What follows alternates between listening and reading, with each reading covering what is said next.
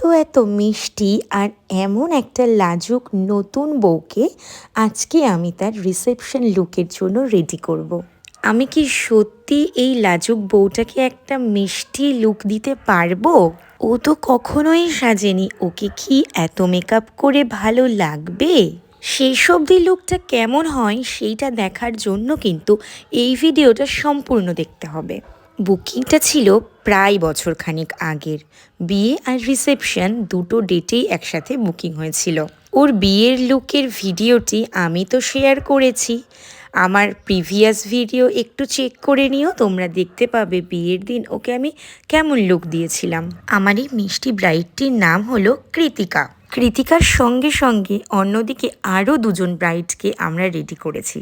Actually studio booking থাকলে একটু time slot করে নিই, সেই টাইম মতো একই সময়ে আমরা পার্ট বাই পার্ট করে তিনজনকে রেডি করে ফেলি। কিন্তু আসল বিষয়টা হচ্ছে কৃতিকাকে মেকআপ করার পরে কি অতটাই মিষ্টি লাগবে?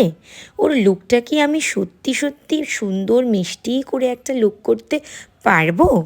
তোমাদের প্রচুর প্রচুর ইনবক্সে মেসেজ, ফোনস আর হোয়াটসঅ্যাপে তোমাদের বিয়ে রিসেপশনের জন্য অনেক কোয়ারি আসছে। সকলের ফোন আমি রিসিভ করছি, সকলকে হোয়াটসঅ্যাপেও আমি ঠিকঠাক করে রিপ্লাই করছি। বাট প্রবলেম হয়ে যাচ্ছে যখন তোমরা আমাকে ইনবক্স করছো, সবার ইনবক্সের মেসেজ হয়তো প্রপারলি আমি চেক করে উঠতে পারছি না। তাই এই ভিডিওটা দেখে যদি তোমাদের স্পেশাল দিনের জন্য আমাকে বুকিং করতে চাও তাহলে প্লিজ আমাকে কল অথবা হোয়াটসঅ্যাপ করে নিও 7001391382 এই নাম্বারে। এই হলো কৃতিকার স্পেশাল রিসেপশনের মিষ্টি একটা লুক।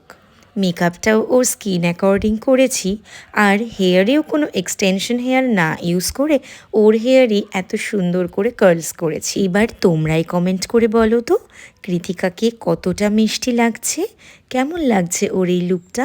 তোমরা আমাকে অবশ্যই কিন্তু কমেন্ট করো। ওর লুকটা কমপ্লিট করার পর ওকে দেখে আমি টোটালি সারপ্রাইজ হয়ে গেছি। নিজেই রেডি করলাম অথচ নিজেই কেন এই কথাটা বলছি জানো? শাড়িটা পরিয়ে নেবার পর যখন ওকে আমি মেকআপে বসিয়েছিলাম তখন আমি নিজেই বুঝতে পারছিলাম না যে লুকটা কেমন হতে চলেছে, কেমন হলে লুকটা অনেক মিষ্টি লাগবে। এইসব ভাবতে ভাবতেই আমি ওকে এই হেয়ার স্টাইলটা করেছি, আর হেয়ার স্টাইলটা করার পর না ওর লুকটা টোটালি চেঞ্জ হয়ে গেল। তোমরাও নিশ্চয়ই আমার সাথে একমত। যারা এই ভিডিওটা প্রথম থেকে শেষ অবধি দেখলে তাদেরও নিশ্চয়ই এইটাই মনে হচ্ছে। শান্তিপুরে আমার বাড়ি। আমি দিদির কাছে বুক করেছিলাম প্রায় 6 মাস আগে। কৃষ্ণনগরে আমার বিয়ে হয়েছে।